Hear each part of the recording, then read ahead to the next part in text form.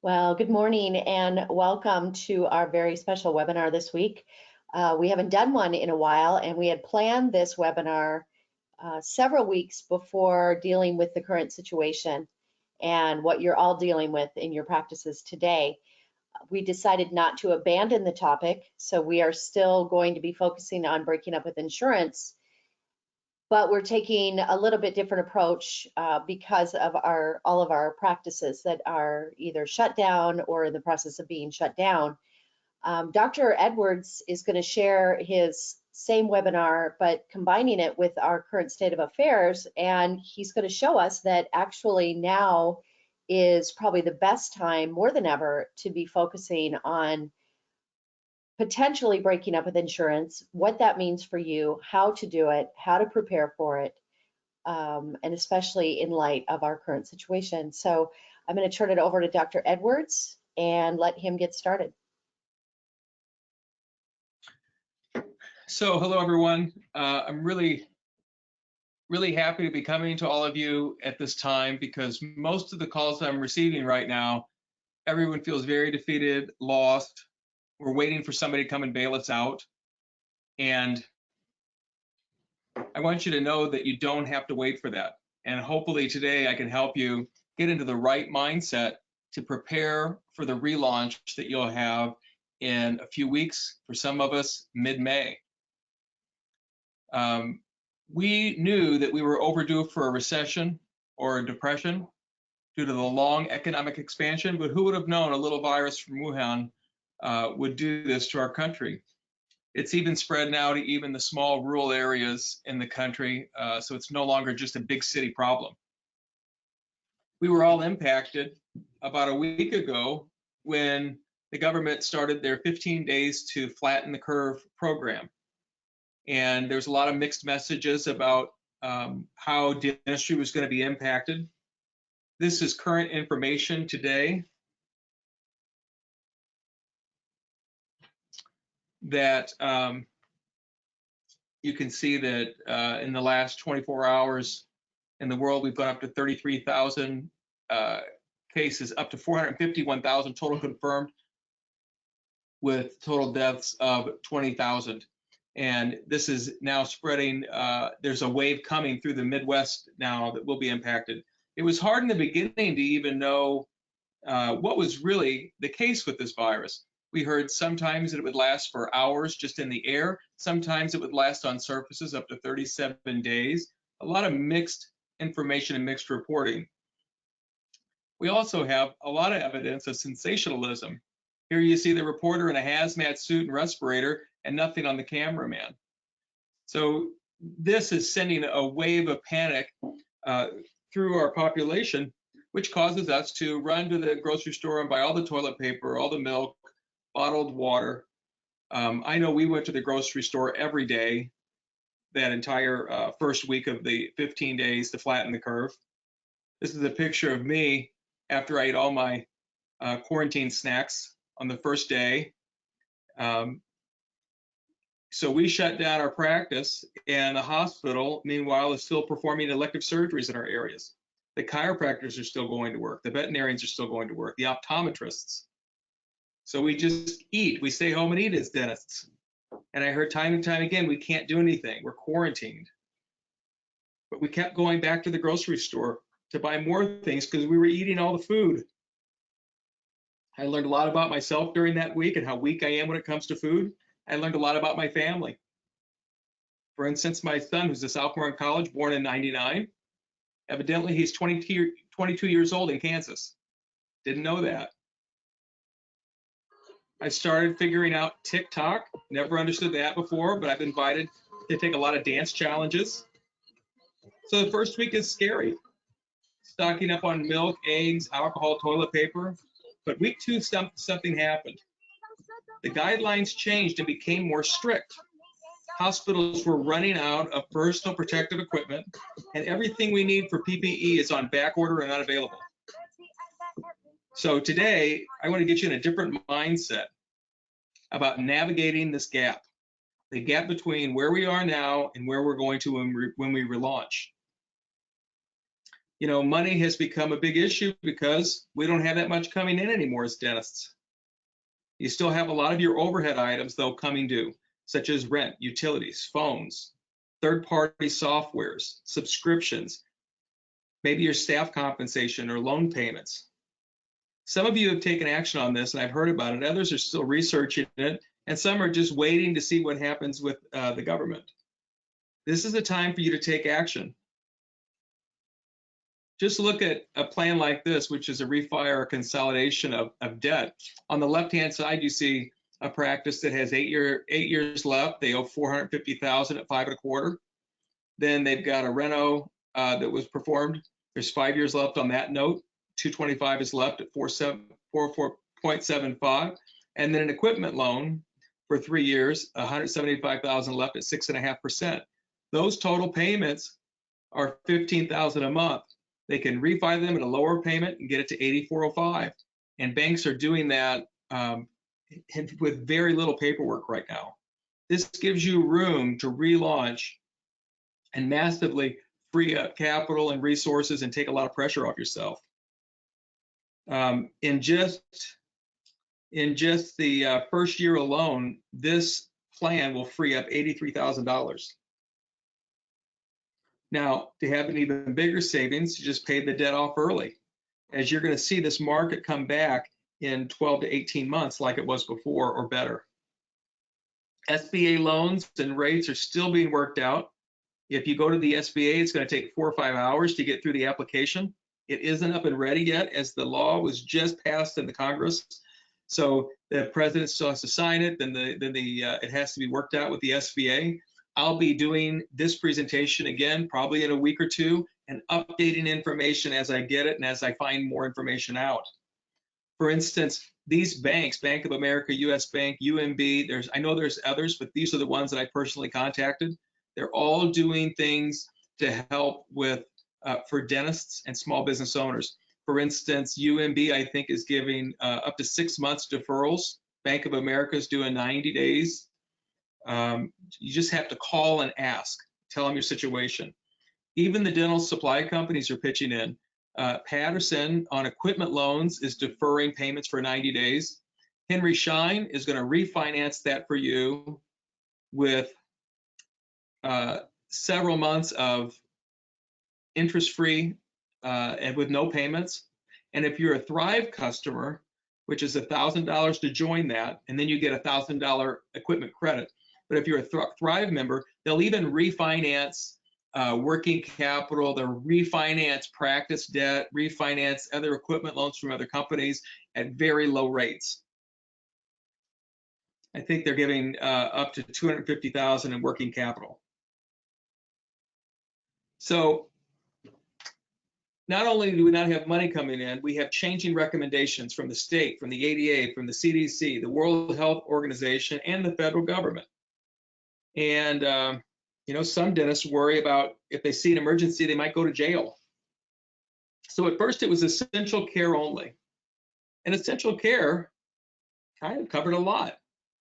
The big thing was no hygiene, no routine care. We're not going to do small restorations.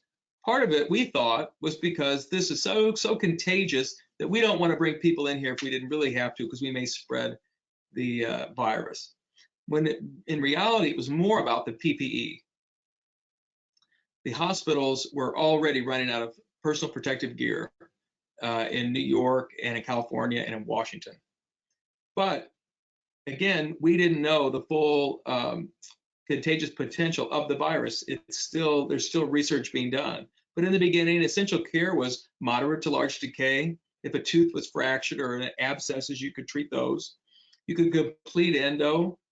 You could do crowns on endodontically treated teeth that were susceptible to fracture, oral surgery, some perio, and anything with dentures that needed to be done, sore areas, or because people have to eat.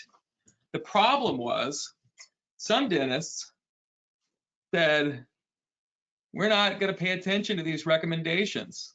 We will keep our office open and we will run as we always have. In fact, some even tried to increase market share at the time and began marketing themselves being open. Well, if everybody else is shut down and you're the one open, there's a lot of social pressure on you. So California comes out, and then they went to some really extreme measures and say now you can only treat dental emergencies if it would lead to organ failure or death. And that was pretty extreme. So what happens with the 5 to 10 emergencies most offices see every week? Multiply that by a few 100,000 dentists, and there's a lot of people flooding ERs and urgent cares. So now we have a real transmission problem. We have people who are healthy with dental pain going into these areas where everyone's being tested for COVID. So why have we been practicing universal precautions all these years?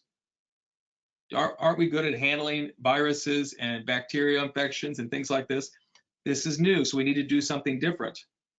So as the emergency continues and people start to really get upset about it, the ADA comes out to tell us what constitutes an emergency, because we don't know.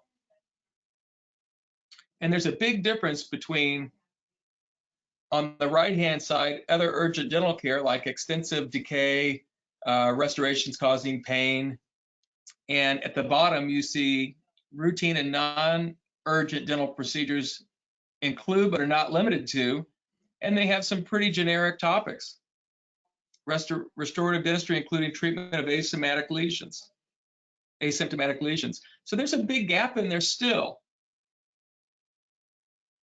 Then the virus hits Texas.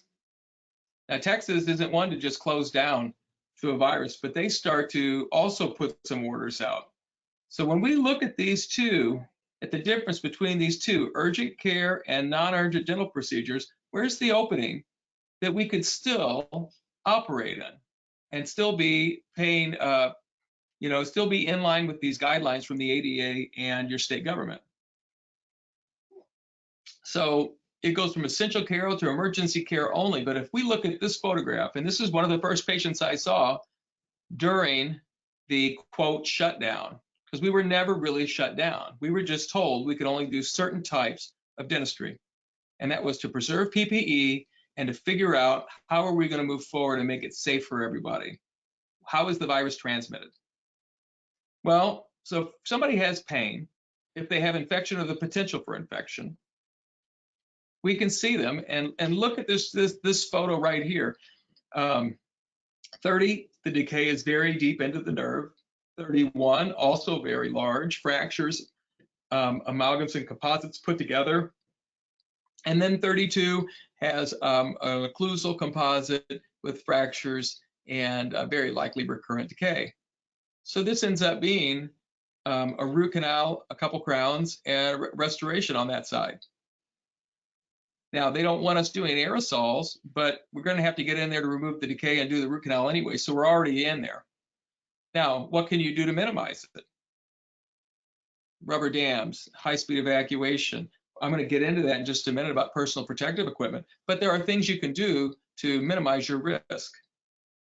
How do you see new patient emergencies during this time? Are you going to meet them at the office? Are you going to talk to them on the phone and try and work things out? A lot of this is up to you as the professional. So the first thing I did when this order came into place is I knew I couldn't get N95 masks, so I started researching respirators. And I could go to any tractor supply store, paint store, feed store, hardware store, and find respirators that were P100s. Now, P100 is a step above an N95 mask.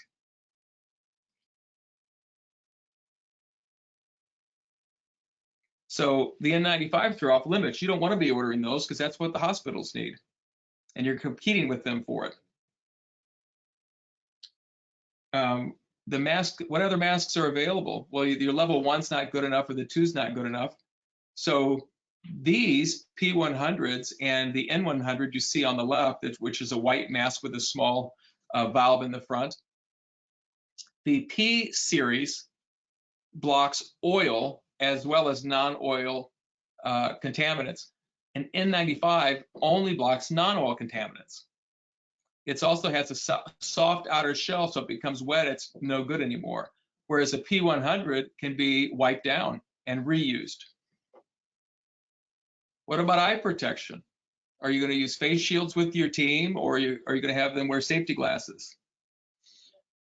What about the clothing? Because we know that COVID can stay in clothing for several hours, up to several days. What are you going to use to wipe down the surfaces for these appointments? And how are you going to clean the air? Because we've also heard that it could stay in the air for a while. Even though that was a very controlled lab test, they said it was not real world conditions. They had it in the air for 3 hours. So what do? Some of the things we've done is made sure that each person had a respirator. It shows you how to fit test them. There's videos online about it. There's also instructions on how to fit test, which is really simple. Once you put it on, you cover up the filters and you breathe in. You should feel suction, and then you breathe out through the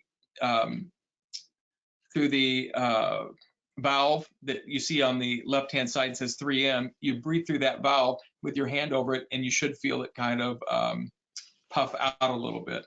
So that's your fit test. It's very simple. But we made sure each person had one.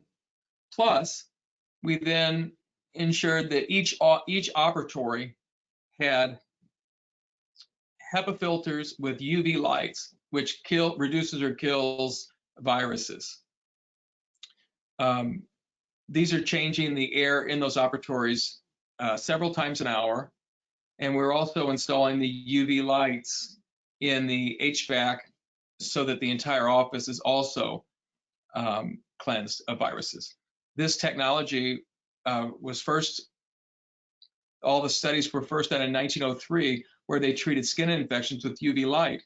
So this has been known for a long time, and it's not terribly expensive. It's going to be less than $3,000 for us to install this.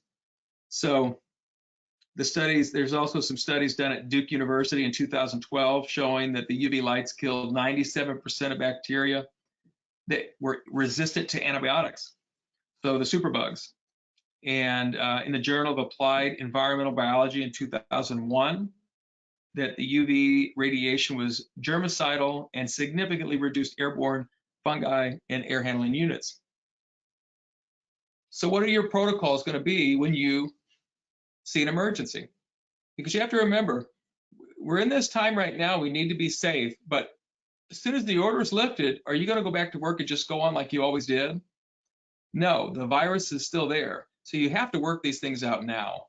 So identify who can be seen. What are you going to do when they get there? Are you going to have somebody wiping down every doorknob they touch, or are you just going to leave the office open and there's no one needs to touch the doorknobs? How do you disinfect the ops after care? Are you wiping down the surfaces?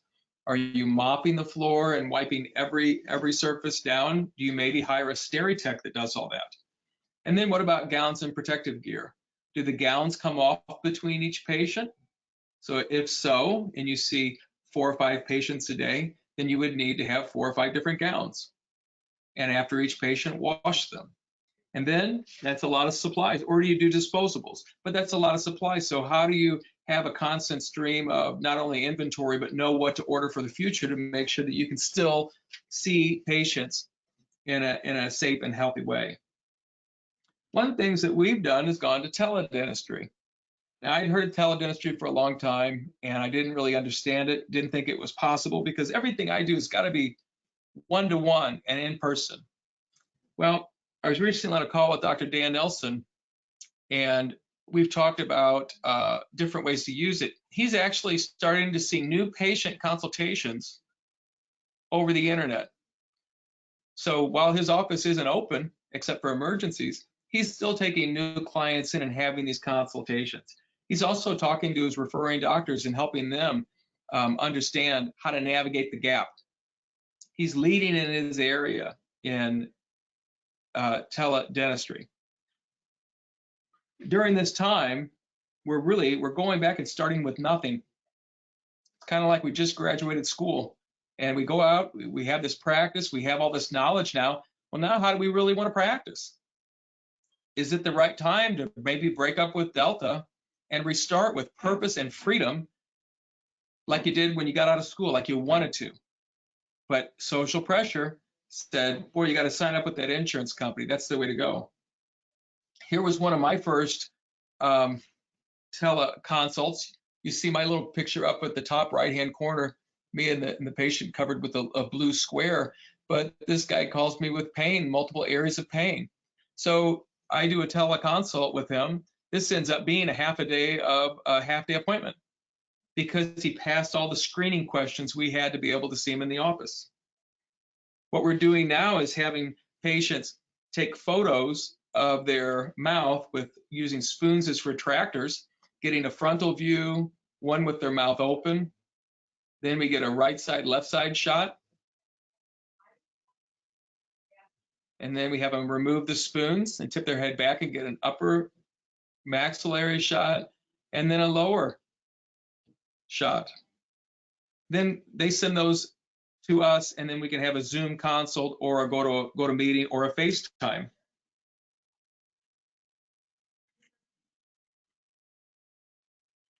So how do we reduce the risk of exposure? Well, that's teledentistry. There's no exposure risk. Then while we have them on the phone, we can decide, do they meet all the criteria that we have? Personally, I'm not seeing anyone that has been out of the state or out of the country in the last 2 weeks. We don't see anyone who's had a fever or a cough.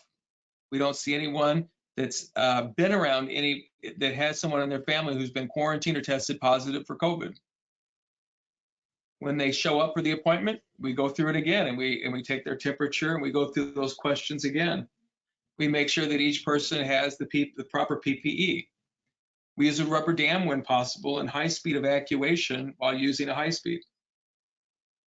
And we've hired 2 college students because they're not doing anything anyway now. They're all off. So we've hired 2 college students that rotate through the practice, and after some training, their job is to go into a room after we've been in it, wipe it completely down, mop the room, and we flip from one side of the office to the other because we only see one person at a time. So we keep it extremely safe.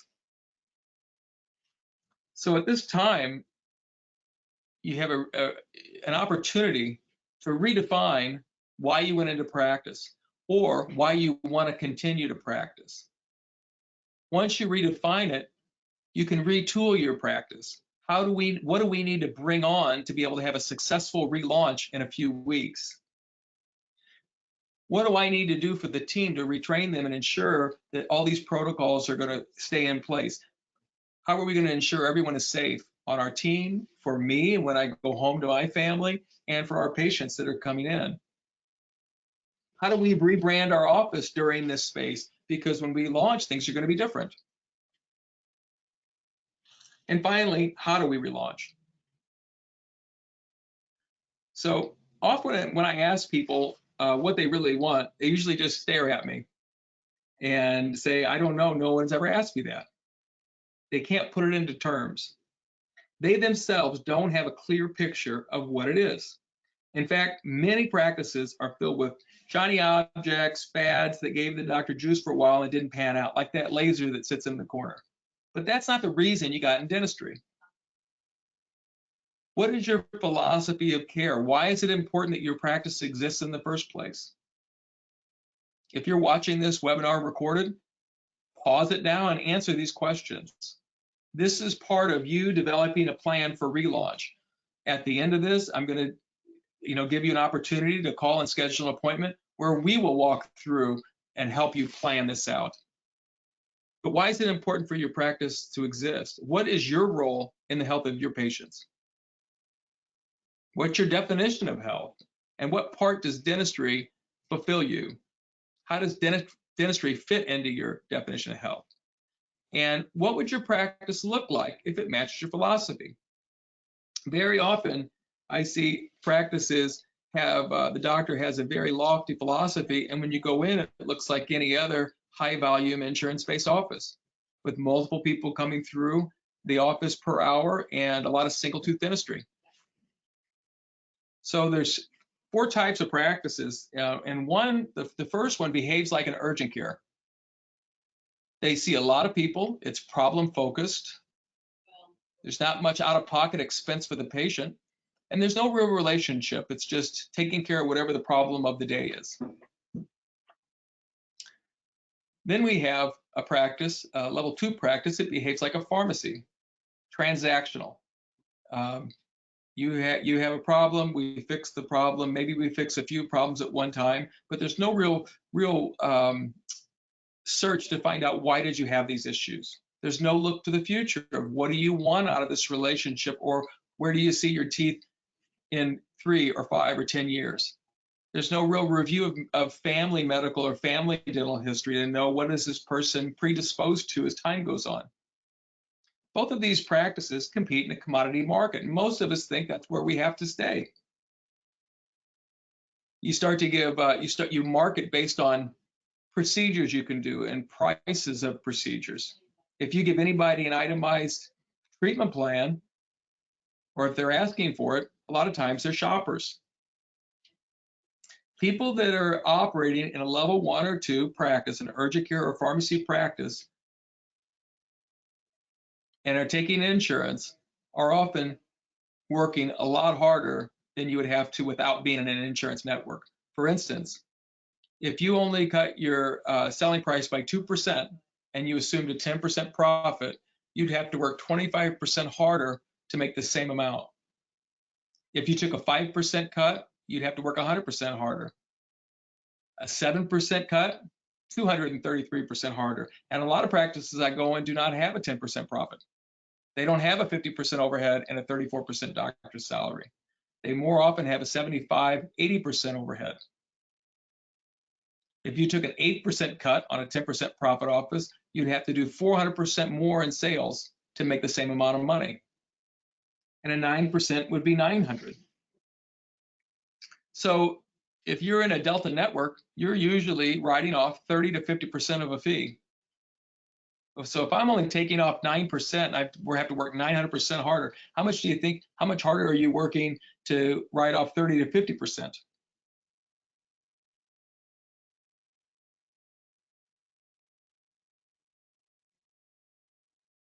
You know, the insurance solution to all these write-offs is just to have your hygienist see more people.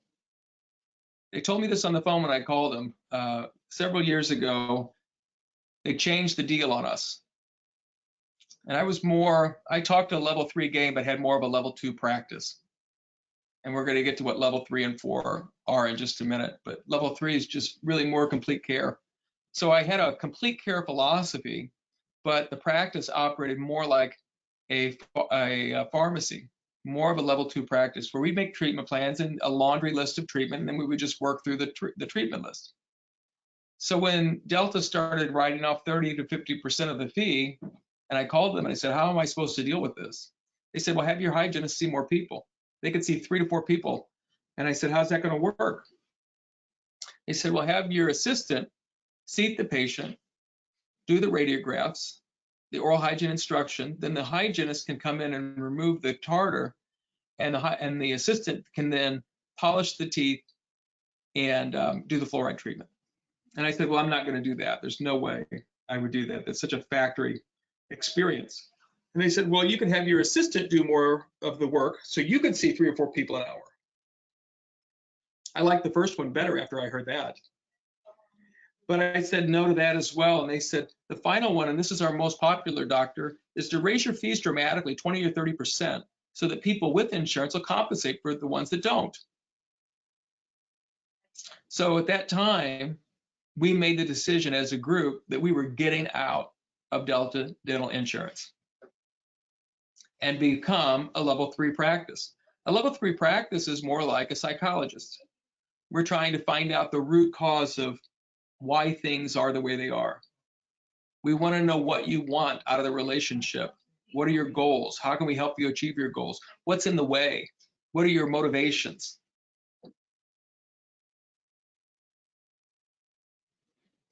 And finally, level 4 practice operates much like a brain surgeon. They see very few people. There are a lot of consultations before there's any work, and it's very complex work. If you limit your choices to only what you seem possible or reasonable, you disconnect yourself from what you truly want, and all this left's a compromise. At this time, we've been given an incredible chance, almost a do-over in your practice life. If you can get back in touch with why you got into dentistry or why you want what you want, the how will take care of itself. And the what you do will take care of itself. It'll all flow, but it all comes from your why. Each one of these practice models, the urgent care, the pharmacy, the psychologist, and the brain surgeon, all have a different business model. And we can look at those by budgeting. The power of percentage budgeting is that you get to tell your money where you go to rather than reacting to where it went. And mastering money is the first and most vital step in creating these life-affirming practice and life. So when we look at our spending model, you'll see that in a level 3 or 4 practice, or level 2 practice for that matter, we still want to get it into this model. It's just harder and harder when you're writing more off. You have to work harder. To be in a level 2 practice, it takes more people. A level 3 practice has fewer people, and finally a level 4 is a very small practice, a very small overhead based on what you do. So in this overhead model, 52% is for your overhead categories of staff compensation, human physical resources, occupancy, supplies, lab, and then any admin expenses. 24% is for doctor's salary. 10% is for solvency, which is what a lot of our Schuster doctors are living on right now. It's a rainy day fund. Solvency, we also call it a power account. So instead of getting loans for things, you save money in your solvency account and then pay cash for it. 10% is for a return on investment account. This is where the doctor's retirement would go or any of their continuing education. And then our model allows for 4% of additional profit, and that's shared with the team. It looks like this. We'd have $200,000 budgeted for the home, $416,000 budgeted for the 7 overhead categories for the practice. We budget 10 to 12% for taxes, which leaves you $70,000 for pension and $34,000 for personal investment. And it totals $800,000, which is about the average of the practice we work with. When the overhead is not in line, so when you compare it to a 50% overhead, a 60% compared to a 50% overhead, you'd have to do $125,000 worth of work rather than $100,000. At a 65% overhead, $142,000 instead of $100,000 to make the same money. A 70% overhead would require you to produce $166,000 instead of $100,000 to make the same money. And finally, where a lot of practices that I evaluate are in the 70 to 75% range, at 75% you have to do double to make the same amount of money as somebody at a 50% overhead. When you combine that with insurance write-offs, you are working so much harder than you have to. This is a mindset, it's not a job. For some people, it's a job and now you've lost it. For some dentists, it's a career and you've been laid off.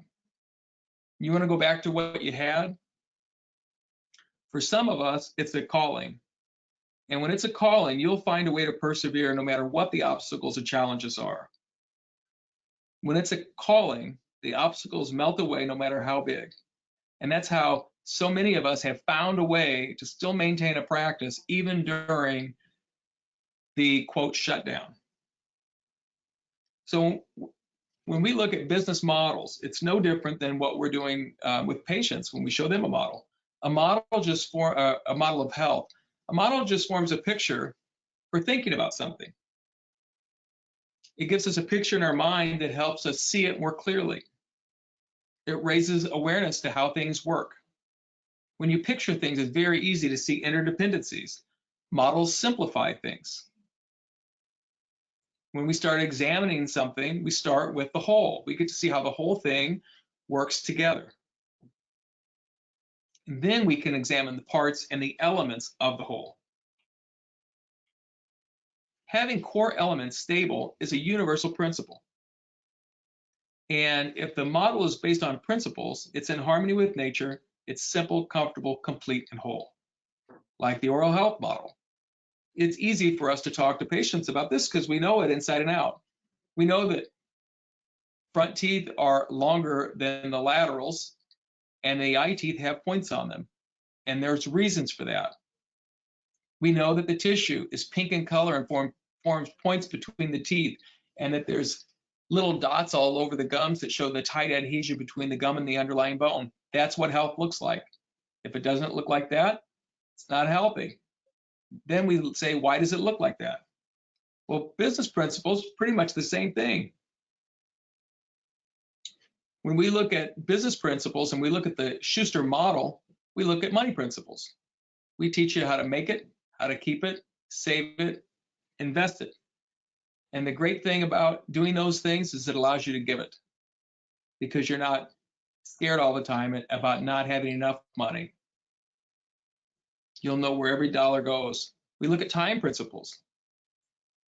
The 80-20 principle, how 80% of your profits come from 20% of your patient base. How to identify that patient base and grow that segment. This is where you're seeing fewer people and doing more quality work. And this is really where you get a less is more mentality. Organizational principles. The structure of anything determines its results.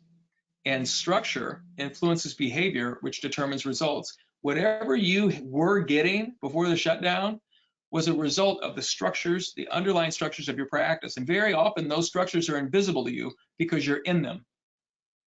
This is why it's important to go through some type of analysis with a third party to go in and look and say, all right, to sit somebody to be at a 50,000-foot view and looking at your practice with different pieces of data to be able to see what exactly is happening. Why are you getting the results you're getting? It's very difficult for you to see these yourself. People principles. We're all motivated to satisfy our human needs of survival, love, freedom, control, truth. Right now, those are all being tested, and right now, you don't have freedom and you don't have control. So what do you focus on? Survival, relationships with your family, keeping everybody safe. And then sales principles. People make choices that are in their best interest. And there's motivational directions, what motivates people. They're motivated towards something or away from something. And you're either creating with that patient or you're reacting to problems. And how do you take patients who are reacting to problems and living their life in a reactionary way and help them get into a creative orientation? So when we look at business models and how it impacts the practice, we find that when you get up to about $100,000 a month, the overhead's very easy to come into line with our model. So in a level 1, you have a very chaotic practice. And this is about 85% of practices in the US. Patients view the office as an emergency room. In fact, when you ask them what does a dentist do, they either pull teeth or clean teeth. They only want the minimum. It's very insurance based. And their average treatment is less than $1,000. So if you were just basing this on new patients, you'd have to see 100 new patients a month to make this goal. A level 2 practice is a very fragmented practice where the dentist and the patient view themselves as tooth mechanics. You just focus on disease treatment. If you ask this patient, what does the doctor do? The doctor fills holes, fills cavities. The average treatment is $2,500 or less. So in this case, you'd need 40 people to make your goal. These are the mass market practices and concentrate on economies of scale. They have a lot of operatories, they see a lot of people, they squeeze them into the schedule, doing a lot of same-day treatment, a lot of emergencies, and the staff is very central to the entire patient relationship. In fact, the doctor usually doesn't have time to sit and listen to anybody's story. The staff has to tell them what the treatment and everything is before they walk in there. And then the doctor goes in and blesses it. So is this what you had? Can you feel this type of office from what I'm describing to you? Is this what you want or what you like? If we look Now at a level 3 practice, which is more of a complete oral system care. We're looking at everything, the joints, the periodontium, the muscles, the teeth. This is 4% of practices, and patients view the practice as partners to help them get healthy. People coming into a level 3 practice really quickly have a goal or a target, or they have some outcome they want out of that relationship. They want to determine the cause of the problems before they start fixing them. The average treatment for practices like this is $6,000 or less for a new patient, and you'd only need 16 to 20 a month to make this goal. And finally, level 4 is a whole person dentistry. It's only about 1% of practices, but they take the whole person into consideration. Not only the dental systems, but the systemic systems. They take into account mental health, spiritual health. These patients tend to spend over $25,000. You don't need that many to make this work. You don't need that many policies and systems. You don't need that many rules about how people and protocols about how people will be treated whenever you have a spend like this. And you're helping them get the outcome that they want. So it's not something that you have to push. It's something actually they're going to be pushing you to deliver. So a one-to-one practice really creates an outstanding service experience and the capability to collaborate with and solve each person's individual problems. You learn, how does the person want to be treated? How much information do they need to make a decision? Who are the decision makers? What are the motivating factors and what are the obstacles? You create a process to get the cases accepted, but the goal really isn't to get it accepted. The goal isn't really to get it delivered. The goal is for the patient to have such a great experience that they refer somebody else to your practice. Because if your goal is just to get the case accepted, you're done when they say yes. If the goal is to get the case delivered, once they're delivered, you're finished. But if I really want that patient to have a great experience and refer, I've got to hang in there until the very end and make sure that every step along the way is exceptional. You get to use all your advanced training in a one-to-one practice, and everything you do becomes marketing. The structure of anything is determining its results. So organizations, just like people, either advance or they behave like a yo-yo, where they grow, they stagnate, or they die. They go through periods of growth, and then the doctor wants to scale everything back because it's out of control. So you get small, but then the overhead's already high from before. So now you're just going back and forth in this kind of model. If an organization structure remains unchanged, the organization's behavior will revert back to the previous behavior. So it's not so much of forcing change, it's changing the structure so that the new change you want to implement or the new business model has no other option but to advance and become what it is you want.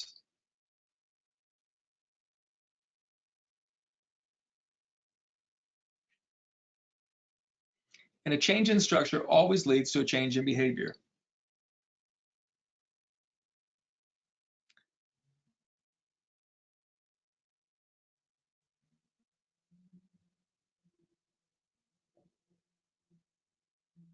An inadequate structure can't be fixed,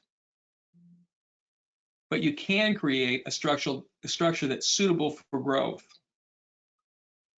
So this is less about going into an existing structure and fixing certain steps or certain aspects about your structure. This is more about choosing a business model, defining your philosophy, and then create an entire offering around that. And that's what Dr. Schuster did over 40 years ago, based off Maslow's hierarchy of needs.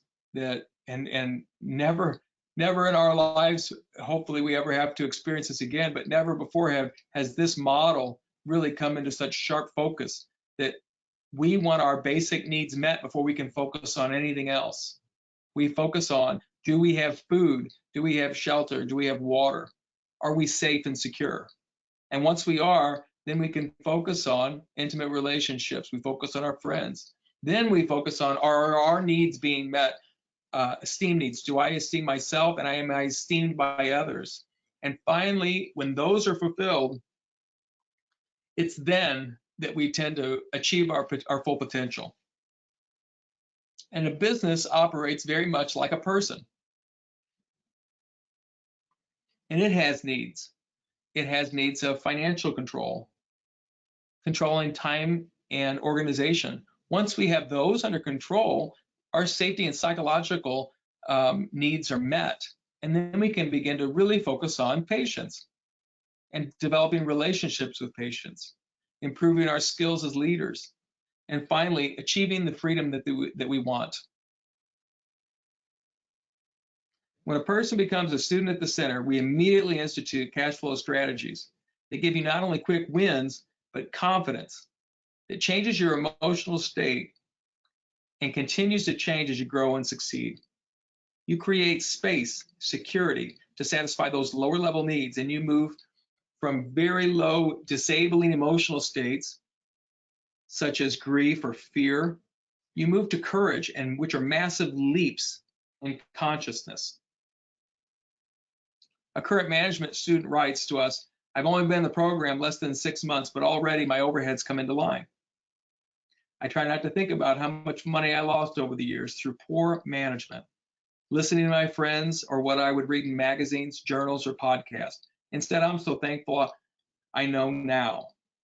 I know how to manage my practice. I have time to actually eat a full lunch, be with patients. I'm not stressed or afraid about money. I can't believe how much money and the lack of drove my decision-making and recommendations in the past.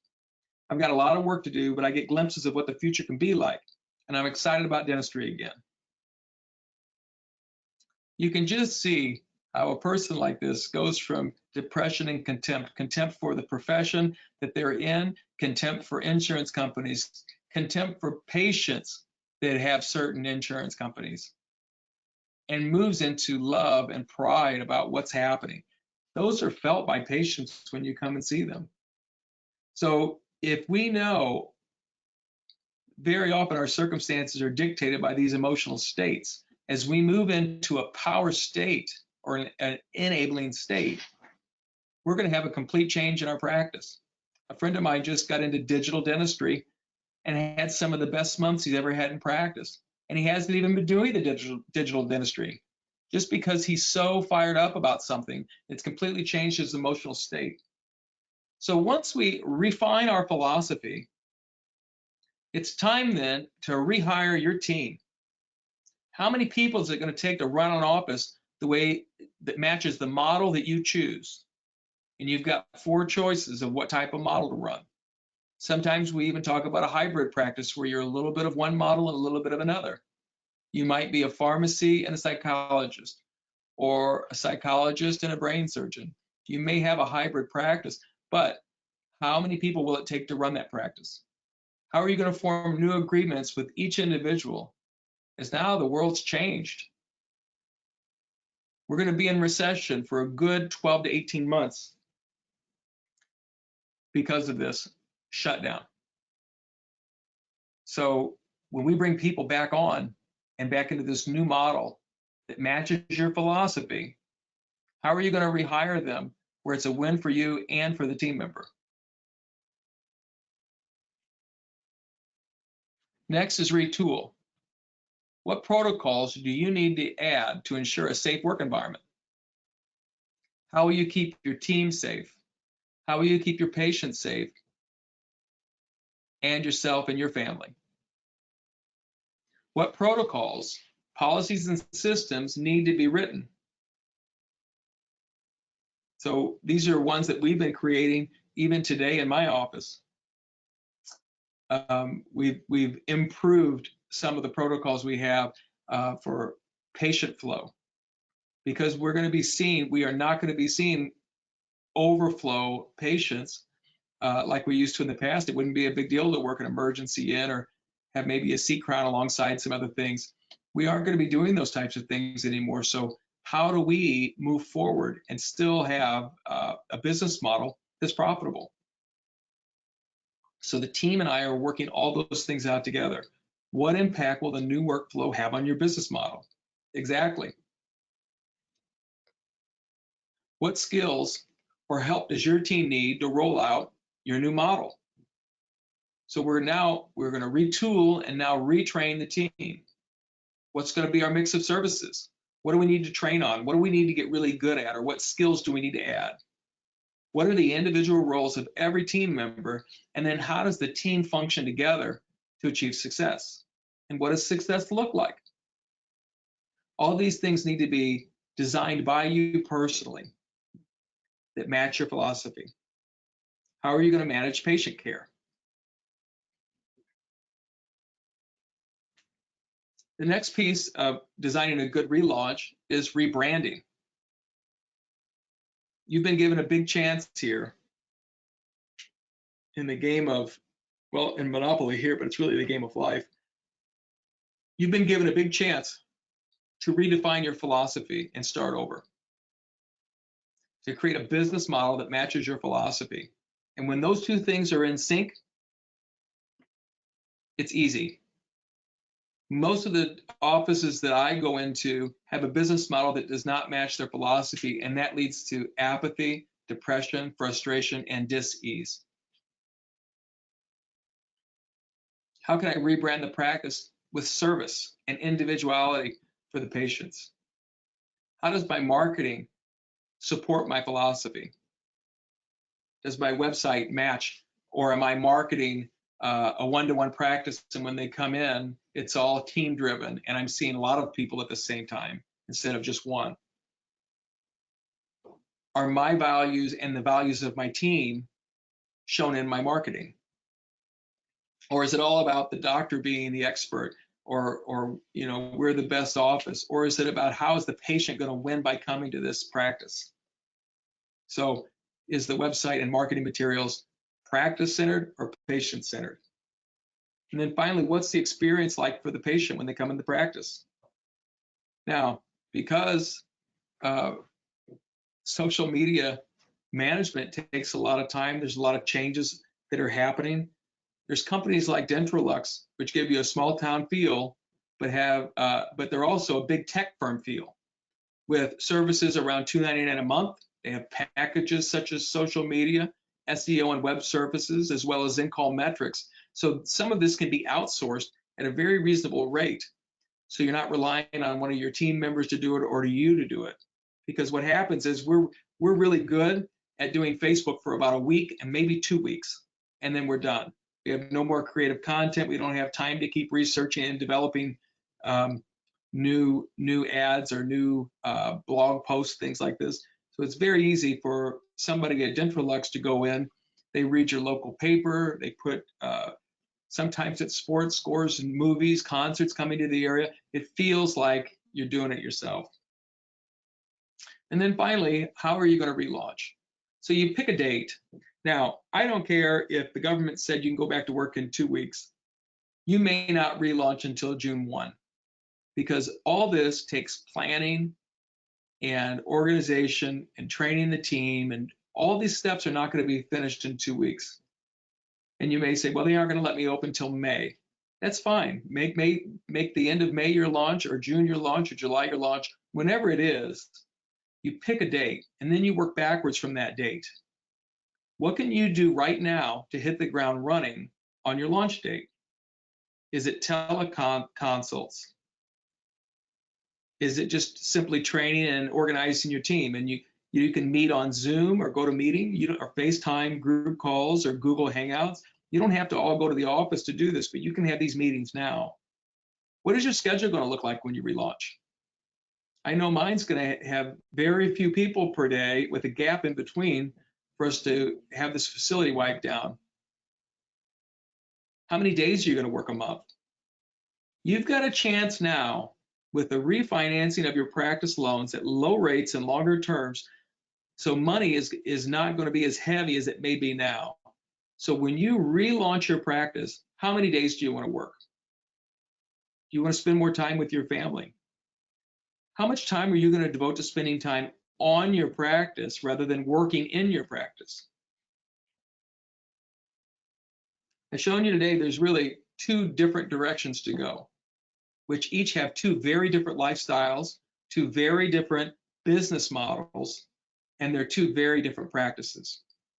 And one is a mass market, fast-paced practice that typically has dental insurance as a core foundation of that practice's income.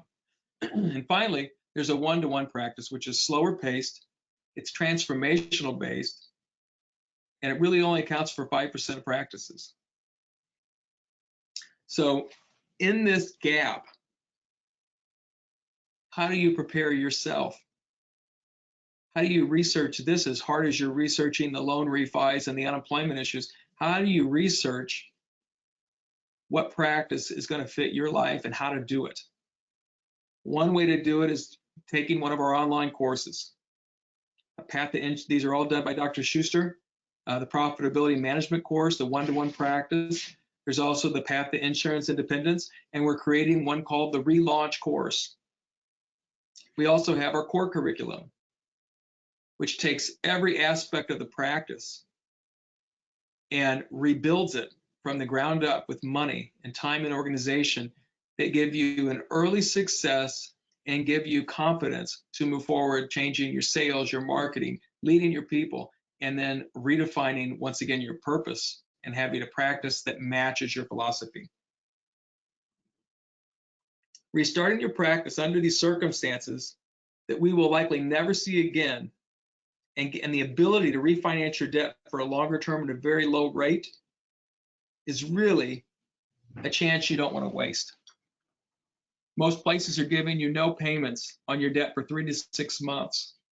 You're getting stimulus from the government. Even though we're going to be in recession, how do you position yourself to thrive in this economy and the coming expansion? Because it's going to be huge. So will you waste this opportunity? Will you use this chance to create the life you want? Will you have freedom that you want after this is over? Will you use your chance to have more control over your income? And will you use this chance to have more time for what matters most? What have you got to lose, really?